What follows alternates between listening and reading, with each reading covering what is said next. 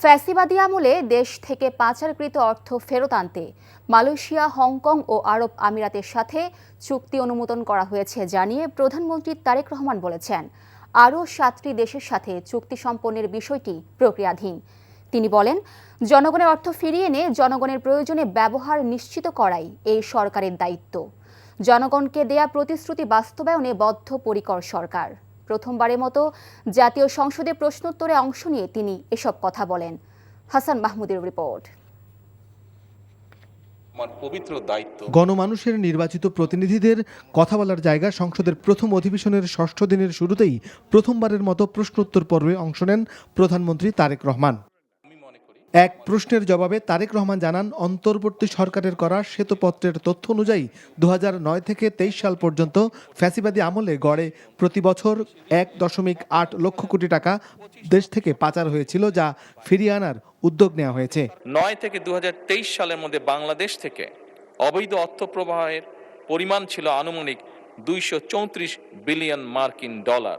যেভাবেই হোক, যেই পদক্ষেপ গ্রহণ করলে জনগণের অর্থ ফেরত আসবে, আপনি নিশ্চিত থাকতে পারেন এই সরকার সেই পদক্ষেপই গ্রহণ করবে ইনশাআল্লাহ।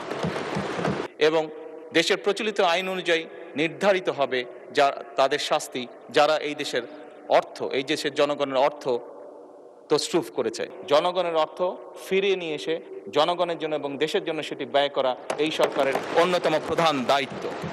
প্রধানমন্ত্রী জানান, জনগণ তাদের প্রতি আস্থা রেখেছে, তাই প্রতিশ্রুতি বাস্তবায়নে বদ্ধপরিকর তাঁর সরকার।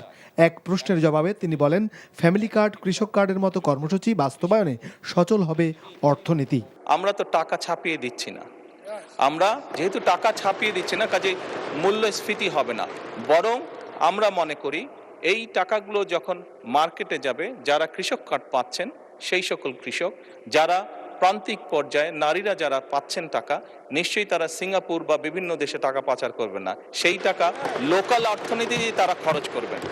খুলনা জেলায় ই-হেলথ কার্ডের জন্য প্রকল্প অনুমোদন প্রক্রিয়াধীন জানিয়ে প্রধানমন্ত্রী বলেন, ইশতেহার বাস্তবায়নে মন্ত্রণালয় ও বিভিন্ন বিভাগ পরিকল্পনা গ্রহণ করছে।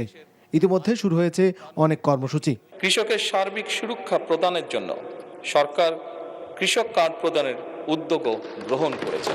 এই বছরই সরকারি প্রাথমিক বিদ্যালয় ইনশাল্লাহ 2 লক্ষ শিশুর মাঝে বর্তমান সরকার বিনামূল্যে স্কুল ড্রেস বিতরণের পরিকল্পনা বাস্তবায়ন করবে ইনশাল্লাহ। প্রধানমন্ত্রী বলেন, যারা তাকে ভোট দিয়েছেন এবং দেননি তাদের সবারই প্রধানমন্ত্রী তিনি। Hasan Mahmud, NTV news, Dhaka.